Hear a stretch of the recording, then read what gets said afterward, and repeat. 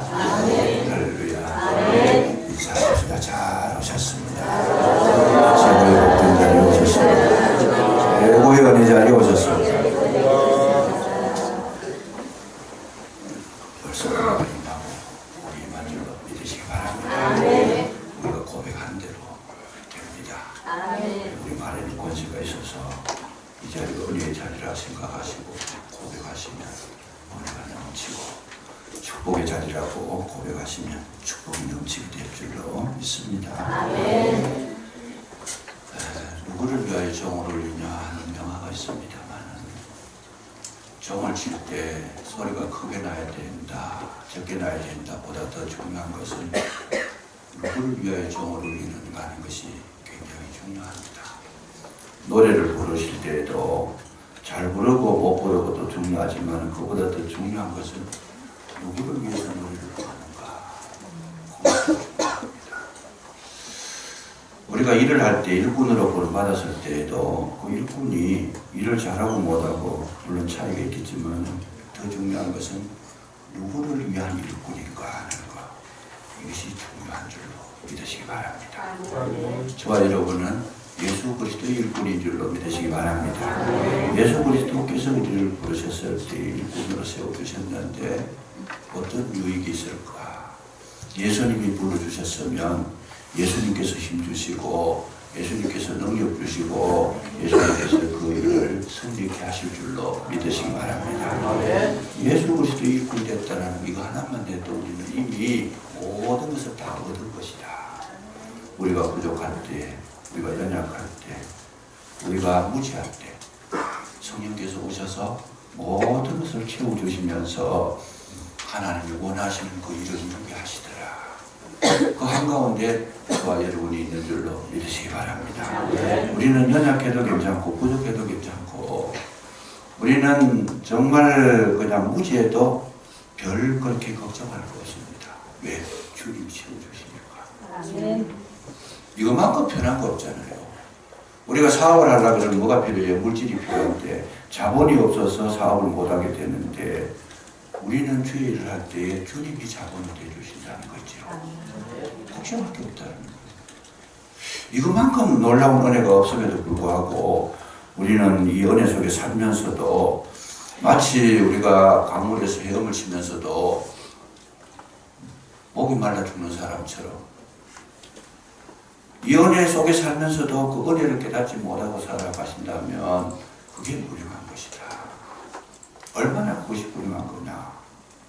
아니, 풍성한 은혜를 주셨고 능력을 주셨고 모든 것을 다 채워주셨는데도 불구하고 우리는 늘 그냥 모자라서 꼴꼴꼴꼴거리고 다닙니다. 돈 좀 더 많이 벌걸.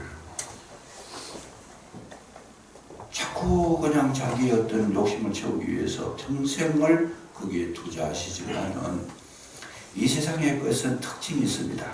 가지면 가질수록 만족이 오는 게 아니고 뭐가 와요? 목마름이 오는 줄로 믿으시기 바랍니다. 이 세상에서 만족이 없어요. 돈 1억 벌면 1억으로 만족하냐? 2억을 가져야 됩니다. 2억 벌면 2억이 괜찮은가? 아닙니다. 2억 가져보세요. 가만히 계시는가? 2억 요거 투자하면 3억을 벌 수 있는데, 세상에는 만족이 없습니다. 그렇게 해서 50억을 벌어나 100억을 벌어나 만족했는가? 그래서 만족했다는 이야기를 한 번도 들어본 적이 없습니다. 그러나 주님께서 원하시는 일을 잘 감당하시면 기쁨이 있고 은혜가 있고 축복이 있는 줄로 믿으시기 바랍니다. 오늘 이 성경을 가만히 보시면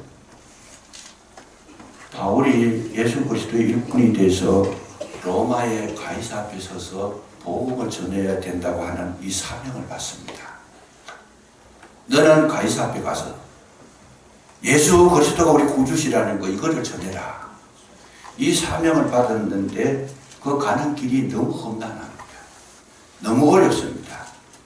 성한 몸으로 못 가고 죄수가 돼서 끌려갑니다. 지금 끌려가는 가운데도 그렇게 쉽게 가는 게 아니고, 배가 풍랑을 만나가지고 깨지고 부서지고 그냥 바닷속에 내동댕이 쳐서 구살 시험으로 건짐을 받고 그렇게 지금 항해를 하고 있다라고 하는 사실이 오늘 본문에 기록이 되어져 있습니다.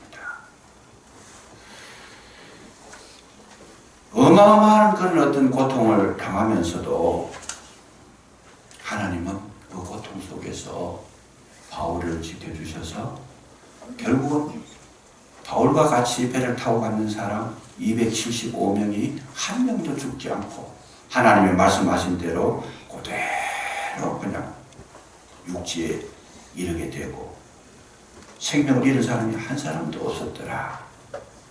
그렇게 기록한 것이 오늘 본문의 내용입니다. 자, 이 내용을 가지고 우리는 그러면 성경 읽었을 때에 이 내용을 가지고 뭐 소설을 읽는 것도 아니고 하나님께서 이 말씀을 통해서 우리에게 뭘 주시는가, 이거를 발견하지 못하면 성경을 100번을 읽어도 소용이 없습니다. 한 번을 읽어도 이 깨달음 얻는 분이 있는 반면에 100번을 읽어도 아무런 자각이 없다라면 읽어도 만하죠. 그래서 신중에 보면 어떤 책이 나와서 책 제목이 제가 서로 신기해서 그 책을 봤는데 깨달음을 얻지 못하거나 읽지 마라 그런 책이 있어요. 시간 없앤다는 거예요. 읽지 마라. 너무 과하다 싶은 생각이 드는데 어쨌든 이 본문 속에서 우리에게 주신 말씀이 뭔가, 성경 한 구절을 보십시다. 오늘 본문 속에서 44절 보시면 그 남은 사람들은 널조각 혹은 배 물건에 의지하여 나가게 하니, 배가 깨지니까 널조각 혹은 또 배 물건을 의지하여서 바깥으로 나갔는데 마침내 사람들이 상륙하여 구조되니라. 여기에 마침내라는 단어를 쓰고 있습니다.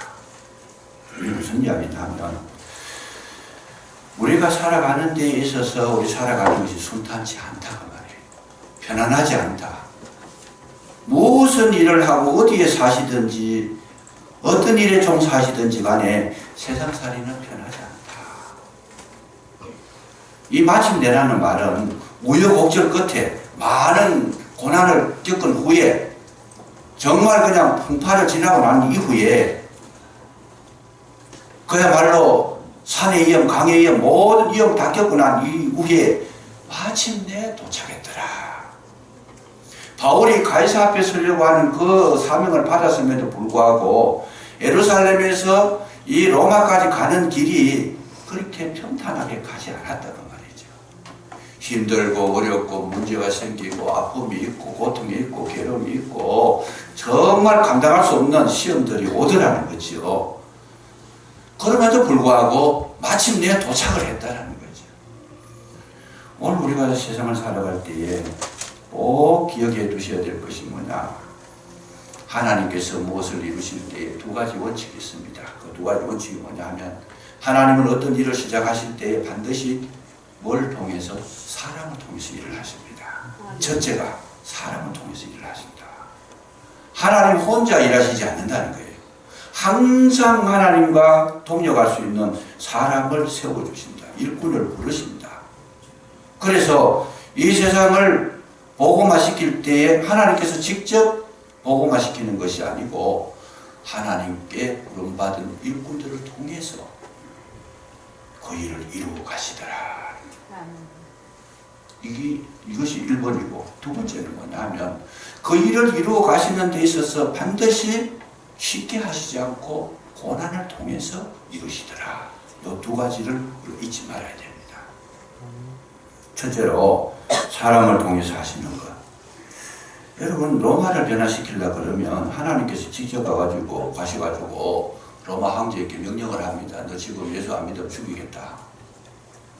당장 예수가 구주라는 거 선포해라. 국가적으로 법령을 내려가지고 예수 안 믿는 사람 재산 몰수하고 예수 안 믿는 사람 추방해버리고 전부 다 교회 크기 지어가 다 그리 몰아넣어라. 하나님께서 하실 수 있죠. 결코 하나님 그렇게 하시는 분이 아니다. 하나님께서는 사람을 사용하시되 어떤 사람? 하나님의 마음에 합한 자를 쓰시는 줄로 믿으시기 바랍니다. 그 하나님의 마음에 합한 일꾼들을 세우시는 것이 1번 순서라는 거예요. 정말 하나님의 뜻을 알고 하나님의 마음을 알고 하나님께서 원하시는 그것이 무엇인지 분별할 수 있는 그리고 그 일을 감당함에 있어서 최선을 다할 수 있는, 충성을 할 수 있는 그런 일꾼을 세우는 것이 아버지 하나님의 1번의 순서였다. 그 말씀이죠. 그래서 사람을 구원하는 데는 사람을 사용하십니다. 그래서 예수님께서도 이 땅의 모든 이 세상에 만민을 구원하시려고 어떤 방법을 쓰셨느냐. 예수님께서 공중의 하늘에 저 높은 곳에서 먼 곳에서 계신 분이 아니고 친히 사람의 몸을 입고 이 땅에 오셨다는 거예요. 그 원칙을 지키시려고. 그걸 우리가 이제 용어를 쓰면 어떻게 써요? 성육신 하셨다. 하나님이 사람의 몸을 입고 오셨다는 거, 이거는 상상할 수 없는 놀라운 어떤 현상이라는 거죠. 하나님은 어떤 몸이요, 육체를 가지지 않았는데 육체를 가졌고, 하나님은 시간의 제한을 받지 않는데 이 몸을 입으니까 시간의 제한을 받게 되고, 하나님은 음식을 안 드셔도 되는데 사람이 되다 보니까 배도 고프시고, 하나님은 피곤하시지도 않는데 사람이 되다 보니까 너무 피곤하셔가지고 예수님이 배에 고무를 빼고 죽으셨더라. 하나님은 찔러도 피가 안 나지만은 사람이 되니까 십자가에 못 박히셔가지고 온몸에 물과 피를 다 흘리셨더라. 왜 그런 힘들고 어려운 일을 하셨는가? 사람을 구원하실 때는 사람이 와야 된다라고 하는 하나님의 그 원칙을 스스로 지키신 것이다. 그 말씀이죠. 그래서 여러분, 우리가 중요한 것은 제1번이 뭐냐? 하나님께서 저와 여러분을 부르셔서 예수 그리스도의 일꾼 되게 하신 줄로 믿으시기 바랍니다. 나는 일꾼이다는 이 자긍심을 가질 필요가 있어요. 하나님은 나를 붙들어 주셨다. 나를 복음을 위해서 나를 쓰시려고 세워주셨다. 이거부터 인식하는 것이 굉장히 소중합니다. 노우호 목사님이라는 분이 계시는데 이분은 성경을 엄청나게 연구를 많이 하셨습니다. 많이 읽으셨고 지금도 성경 통독대회를 매년 계속하고 있습니다. 아주 훌륭한 분인데 이분이 쓰는 책 가운데 한 권이 있는데 그 책이 뭐냐면 제목이 생명과 사명과 계명입니다. 자기가 성경을 읽어보고 나니까 얻은 결론이 뭐냐? 우리는 사람은 사람이로되 생명 얻은 사람이 돼야 된다. 아멘. 생명 얻어야 된다. 그 생명 얻는 것이 뭐냐? 여러분, 숨만 쉬고 코로 숨만 쉬고 식사하시고 이 땅에 살아있다고 살아있는 게 아니고 그 예수 그리스도의 영이 임하셔서 성령이 임하셔서 영원한 세계가 열려지는 것이 생명인 줄로 믿으시기 바랍니다. 이 땅의 것만 보고 사는 거를 예수님은 살아있다고 보지 않습니다. 왜? 얼마 안 있으면 죽으니까. 언제 죽을지는 모르지만은 뭐 30살에 어떤 아이는 태어날 때부터 태어나자마자 어떤 분은 70살, 어떤 분은 100세, 어제도 장례식 갔다 왔습니다만 그분은 목사님 부친인데 98살 사셨다고요. 굉장히 오래 사셨어요. 어떤 분은 뭐 120세, 암만 오래 살아도 200년 넘어가는 분 없어요. 그러니까 주님의 눈으로 영원한 시각으로 봤을 때에 살아있는 게 아니다는 거죠. 살아있는 게 아니다. 여러분, 이 꽃들도 보세요. 꽃들도 지금 뿌리가 이렇게 있으니까 살아있다고 보지만은 이 끊어놔보세요. 끊어놔도 금방 죽어 이게요. 그러나 뭐예요? 점점 죽는 거죠. 시간의 차이가. 살아있다라고 말하지 않습니다. 이건 죽었다는 거죠. 이미 뿌리가 뽑히고 끊기면 이건 죽었다. 우리 마음 가운데 그리스도의 영이 들어와서 영원한 생명을 간직하게 되면 주님께서 뭐라 그래? 너는 생명이 있다. 그래서 여러분 제일 소중한 것이 뭐냐? 제가 그 지구하고도 바꿔줄 수 없는 것이 뭐냐? 내 생명인 줄로 믿으시기 바랍니다. 천하보다도 귀하다. 여러분 생명이 이렇게 귀한 건데 여러분께서 예수를 믿었다는 거 얼마나 소중한 겁니다. 여러분 이 시간부터 여러분의 값을 매기라 그러면 세상보다도 더 값이 비싸고 세상보다도 더 무거운 줄로 믿으시기 바랍니다. 나 한 사람이 그렇게 좋은 거예요. 그렇게 귀한 거예요. 그냥 아직까지 자기가 얼마나 소중한지 모르셨죠. 오늘부터 나는 정말 이유가 하나님께서 저와 여러분을 보실 때 어떻게 말씀하셨느냐 하면 내가 너를 볼 때 눈에 넣어도 안 아프다고 그러시다. 여러분 사랑하는 자녀를 보면 정말 무슨 일을 해도 예쁘잖아요. 생명 얻은 하나님의 자녀로서 여러분 존귀한 저를 됨을 느끼고 감사하시고 기뻐하시고 즐거워하시고 행복하시기를 주 이름으로 축복합니다. 우리는 죽었다 하나 다시 사는 거예요. 예수 안 믿는 사람은 죽음으로 끝나서 영원한 형벌을 받지만 우리는 그렇지 않다는 거예요. 우리의 생명이 이미 왔기 때문에 이 생명은 육체가 바뀐다고 해가지고 없어지는 것이 아니고 하나님은 이 생명을 신령체로 바꿔버리는 거죠.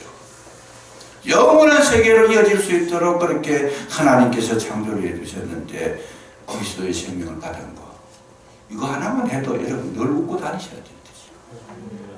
그냥 뭐 불안하거나 염려하거나 두려워하거나 괴로워하거나 할 필요가 없다. 생명을 얻어야 돼. 그 생명을 얻은 자가 더 중요한 것은 뭐냐면 사명을 깨달아는 거예요. 사명을. 그 사명이 뭐냐? 내가 얻은 그 생명을 남은 간직하면 이거는 좀 하나님 보실 때 많이 섭섭하신 거예요. 왜요? 이렇게 좋은 걸 줬는데 여김스럽게 너 혼자만 가지고 있겠느냐?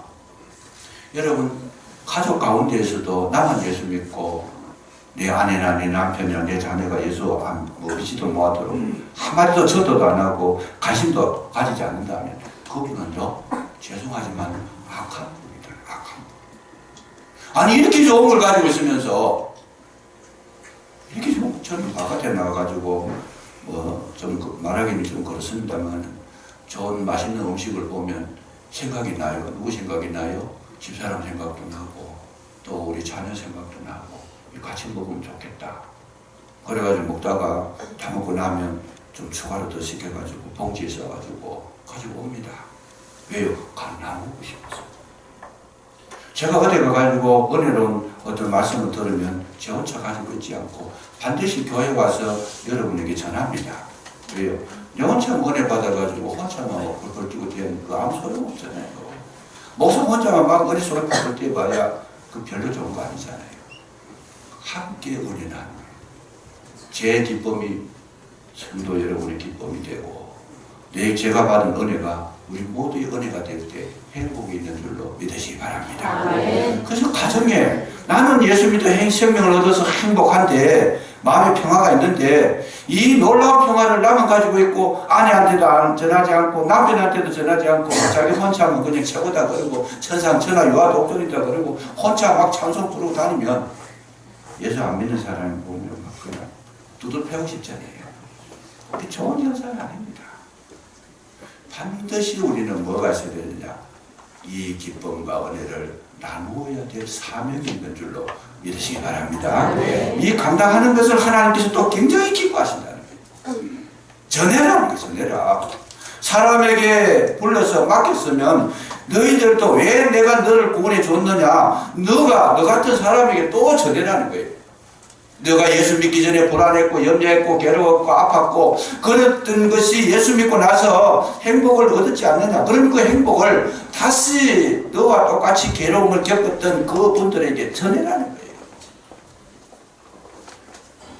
전할 때 하나님 기뻐하시고 보내주시고 능력 주시고 단 것까지 함께 해주시는 줄로 믿으시기 바랍니다.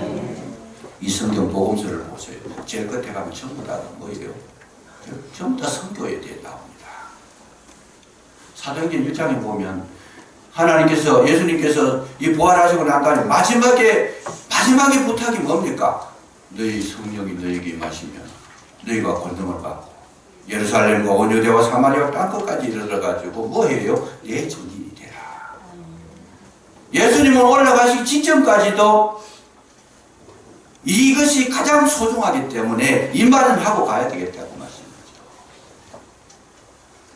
저는 그 뜻을 깨닫고 나서 정말 감격이 있었습니다. 왜요? 가서 모든 족속으로 제자를 삼아서 아버지와 아들과 성령의 이름으로 세례를 주고 내가 너에게 공부한 것을 가서 가르쳐 지키게 해라. 그러면서 마지막에 세상 끝날까지 너희와 항상 함께 있으리라. 제가 그 말씀을 읽을 때는 막 가슴이 터질 것 같아요. 하나님께서 나와 함께 해주신다는데 문제가 될 게 뭐가 있겠습니까?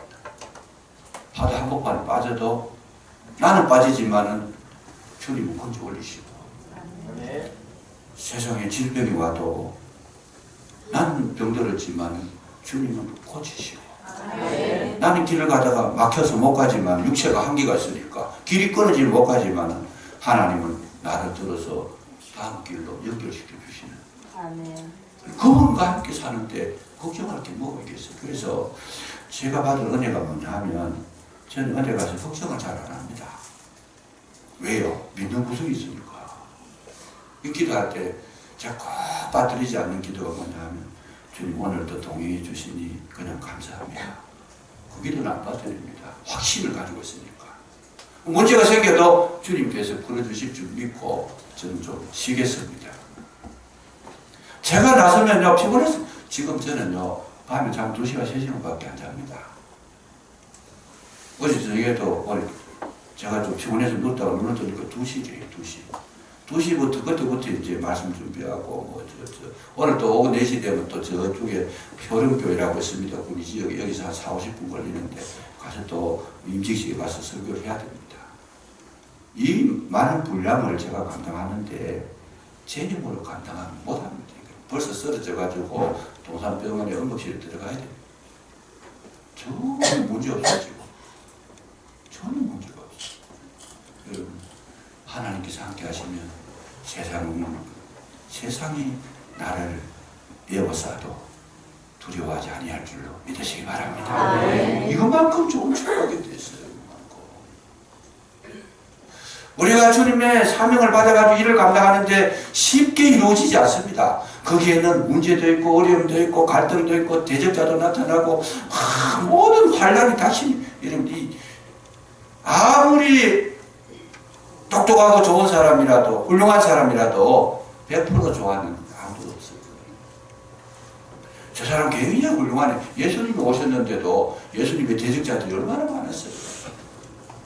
예수님의 제자 가운데도 예수님 배반하고 떠났는데 100%는 아예 없어요. 그냥. 그 세상은 분명히 내가 아무리 좋은 길을 걸어가도 대적자가 있다는 걸 알고 있어야 됩니다. 좋아하는 사람은 있겠느냐? 아니라는 거예요.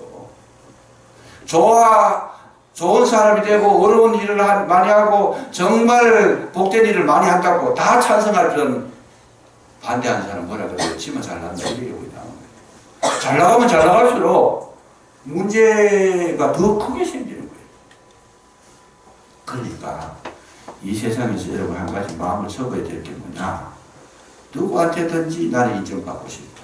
내가 옳다. 내가 잘났다. 이런 기대를 가지는 것 자체가 어리석다는 거죠. 그리고 그런 거 기대할 필요가 없어요. 어차피 문제 있는 세상이니까 문제는 있어도 뭐래요? 그거 신경 쓰지 말고 나는 내 길 가는 거예요. 내 길 가는데 여러분 이 세상에서 편안하려고 생각하시면 실패합니다. 우리는 가다 보면 어려움도 있고 문제도 있고 아픔도 있고 이별도 있고 괴로움도 있고 병에 걸려서 노출돼서 약해질 때도 있고 수많은 어려움이 때로는 강도를 만날 때도 있고 가다 보면 교통사고를 당할 때도 있고 그러지만 결국은 뭐냐 오늘 이 성경은 마침내 들어갔더라. 아무리 있어도 그런 문제들이 주 예수 그리스도의 일꾼을 이기지는 못할 줄로 믿으시기 바랍니다. 이것만큼 귀하게 확신하십니다. 주님께서 주신 사명을 감당하는데 문제가 그 사명을 끊어버리고 문제가 방해하고 문제가 그 길을 참 대적한다고 해가지고 그 길이 실패로 돌아갑니다. 절대로 그럴 수. 왜? 만약에 그게 실패로 돌아간다면 하나님은 능력 없는 자가 되어버립니다. 여러분 하나님을 일컬어서 뭐라 그래요? 하나님은 전능자라고 합니다. 능치 못하시면 내게 능력 주시는 자 안에서 내가 능치 못할 일이 없다고 그랬어요. 바울이 이 영성을 가지고 있었던 거예요. 그러니까 여러분 이 사도행전이나 바울 서신 읽으면서 우리가 배울 게 뭐냐 하면 바울의 영성을 배우게 되죠. 조금 더 놀라지 않습니다. 40명이 자기를 죽이려고 쫓아오는데도 전혀 불안해하지 않았어요. 기가 막히잖아요. 사람이 한 사람만 원수가 생겨도 불안해요. 40명이 원수가 생겼는데 40명이 아니고 사실 그 뒤에 배우를 보면 대제사장부터 해가지고 성기관 바리새인 전체가 다 유대인들이 다 바울을 죽이려고 해요. 근데 바울이 뭐라 그래요? 진짜 걱정되네. 잠이 안 오네. 성경이 그런 게 어디 읽어보세요. 찾을 수가 없어요. 그거 참 자자합니다. 그래도. 이거를 대표적으로 보여주신 장면이 뭐냐? 예수님께서 풍랑이 일어나가지고 배가 깨지게 됐는데도 죽으셨더라는 거예요. 하나님의 사람들, 사명자들, 하나님의 기뻐하시는 일을 행한 자들에게는 문제가 풍랑이, 괴로움이, 아픔이 모든 대적자가 이미 이기지 못한다는 것이 증명이 되어버렸다는 거죠. 확신 가지시기를 주의 이름으로 축복합니다. 정말 중요한 건 하나님이 주신 사명을 깨달아 발견하고 붙잡고 가느냐, 이게 중요하지. 만약에 그 사명만 발견했더라면 걱정할 거 없다고 말이에요. 염려할 거 없다고 말이에요. 무엇이든지 와도 괜찮다. 어떤 어려움이 와도 문제없다. 이 믿음 가지시면요, 뭐가 되겠어요? 마음의 평안이 오고, 그리고 하나님께서 사랑하는 자에게 뭘 주셔요? 잠을 주시는데, 여러분 그 잠이라는 것이 뭐 그냥 예배 때 잠자는 거 이런 건 아닙니다. 잘 깨달으세요. 그 잠이라는 것이 뭐냐? 평안하다는 거예요. 걱정이 안 된다. 이 은혜가 임하시기를 주의 이름으로 축복합니다. 이 사명을 받은 자들은 계명이 뭐냐? 하나님을 사랑하고 이웃을 사랑하고 자기가 거룩하게 되어서 하나님의 모습을 이루며 하는 그게 계명이에요. 우리 살아가는 삶은 목적이 뭡니까? 사명을 감당하면서 그 고난을 통해서 더욱 정결해지는 것이 아버지의 뜻인 줄로 믿으시기 바랍니다. 왜 괴로움과 고통과 아픔을 주느냐? 그 괴로움과 아픔과 고통을 통해서 우리는 뭐래요? 내가 정결하게 되는 거다. 내가 깨끗하게 되는 거다. 여러분 손에 지금은 뭐 그런 일이 없습니다만 제가 어렸을 적에는 목욕 지금처럼 좋은 시설에도 목욕에 잘 못하고 뭐 흙 만지고 놀고 이러니까 손에 때가 많이 묻어요. 묻으면 제 어머님은 뭐라는가 하면 오라 그래가 설날 때는 목욕을 시켜주는데 때가 막 묻잖아요. 때가 묻으면 이거 시키면 좀 순리대로 시키면 요즘은 뭐 도구가 더 좋으니까 괜찮은데 뭐 때 벗기는 뭐 그런 약품도 나와가지고 텔레비전 선전하되 발라놓는 거 지저럽대가 막 일어나고 얼마나 좋아요. 시도 좋아요 지금. 그때는 어떻게 했냐면 어머니 오라 그래가지고 팔거도 그래가지고 묻었더니 돌멩이를 가져와가지고 막 걸고 아니 막 피가 나는데도 막 걸고 그냥 도망도 못 가고 붙잡혀가지고 여러분 깨끗하게 되는 데는 방법은 좀 다르겠지만 고통에 따라와야 깨끗하게 되는 거예요. 아픕니다. 그 아픔을 통해서 좀 더 아름다워지고 좀 더 거룩해지고 좀 더 정결해지고 좀 더 뭐의 그릇이 커지는 거예요. 커져서 다른 사람이 내한테 나쁜 말 하나 했는 거 그거 가지고 잠이 안 오던 사람이 이제는 어떤 욕을 해도 괜찮아요. 하라는 거예요. 다 품을 수 없어가지고 맨날 싸움하던 사람이 이제 그릇이 커지니까 싸울 이유가 없어요. 너무나 그냥 그릇이 한량없이 커져버리니까 그때 오는 단어가 뭐예요? 모든 것을 믿으며 모든 것을 참으며 모든 것을 견디느니라. 아멘. 적어도 우리는 거기까지 올라가요. 이제는 가정 속에 시끄러운 소리 날 게 없어요. 큰 소리 날 게 없어요. 아 그러냐.